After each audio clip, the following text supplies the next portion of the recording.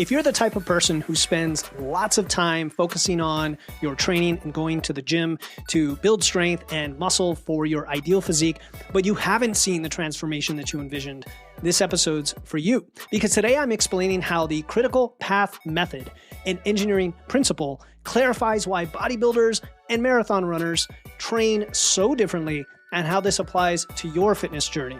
You'll learn to identify the most impactful activities for your specific goals, and that allows you to focus on what truly drives progress and then eliminate wasted effort. This approach often means doing less overall work while accelerating results. Efficiency being the name of the game. So if you've been putting in this consistent effort but not seeing proportional gains, what I'm outlining today will show you where to refocus your energy for maximum impact.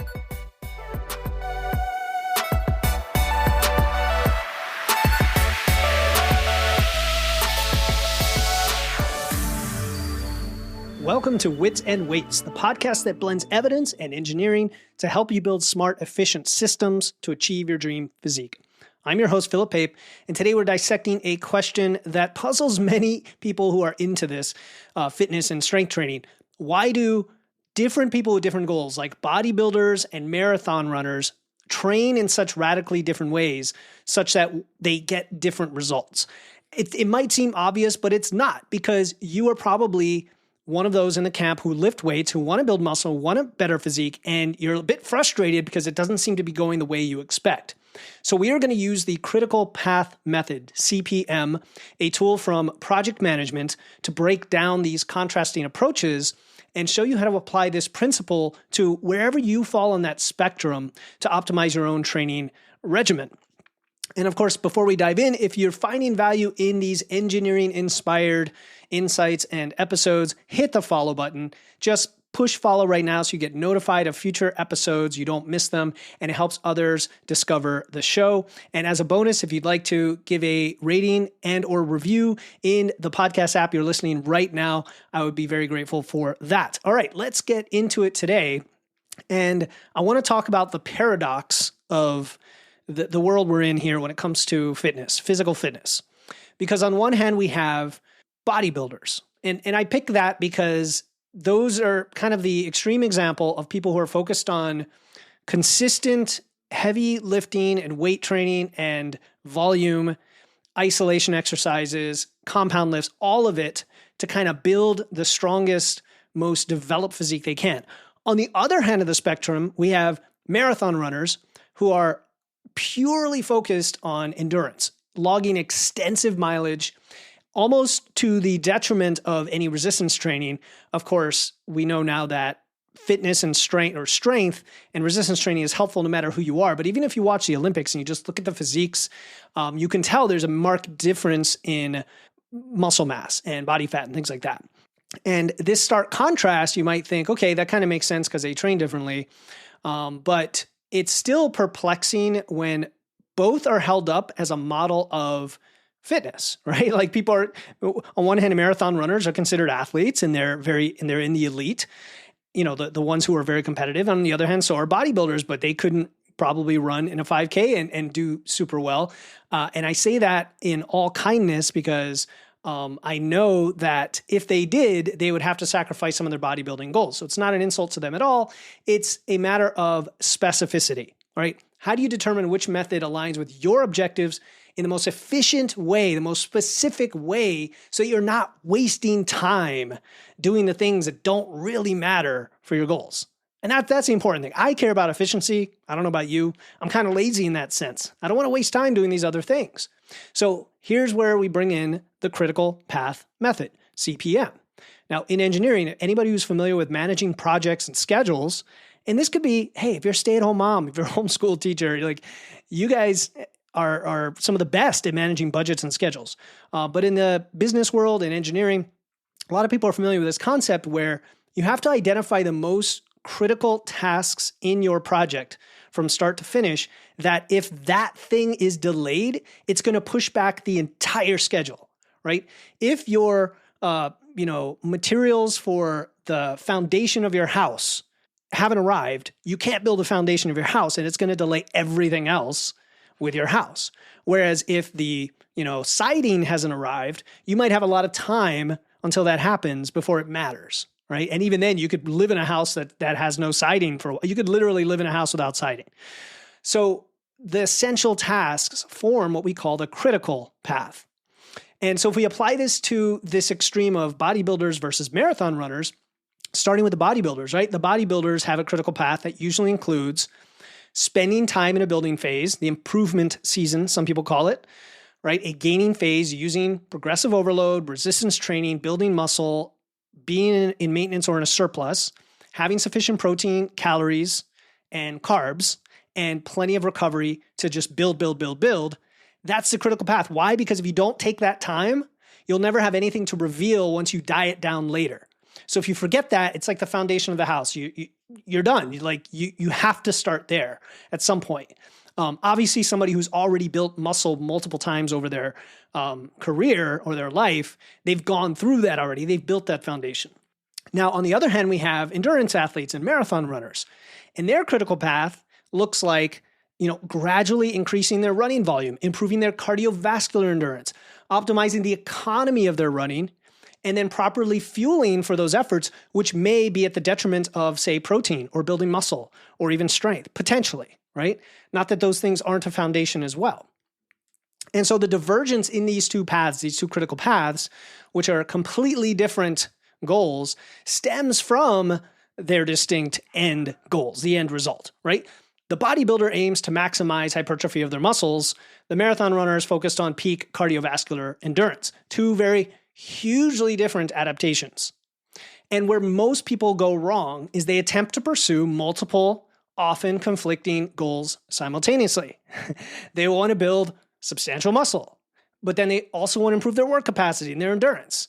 And then they're trying to lose body fat, right? And this is akin to trying to, construct a skyscraper and a highway with the exact same crew and resources, right? They have to go back and forth and back and forth. It's very inefficient and it's often very ineffective.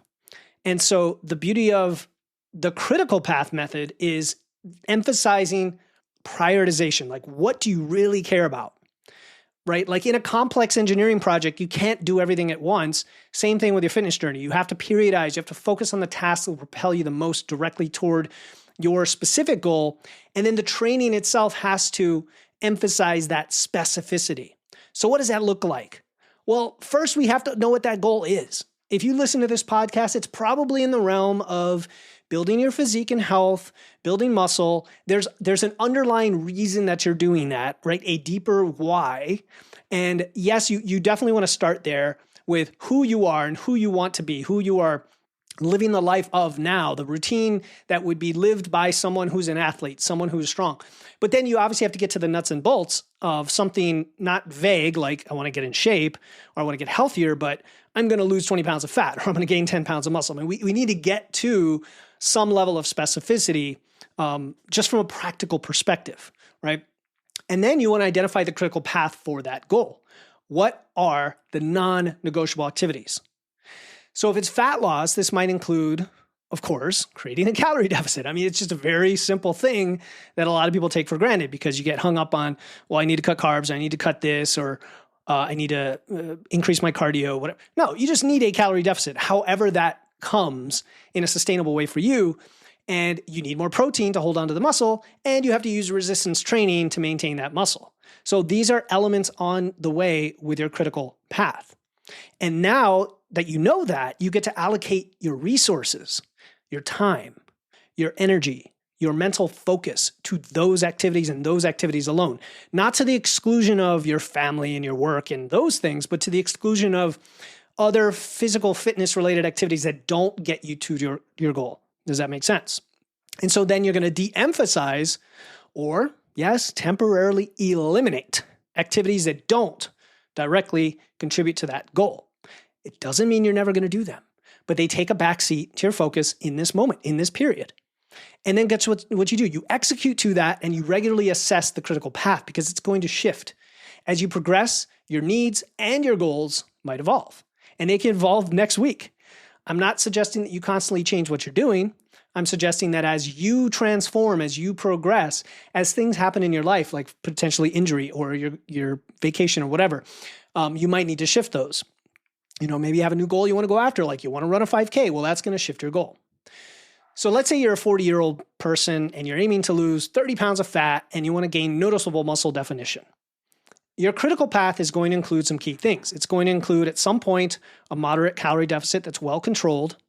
It's going to include a certain type of macro balance, high in protein and enough fats and carbs for hormones and performance. It's going to include resistance training probably 3 to 4 times per week for most people, emphasizing compound movements, strength, higher load activities, but also supplementing with accessories and isolation work.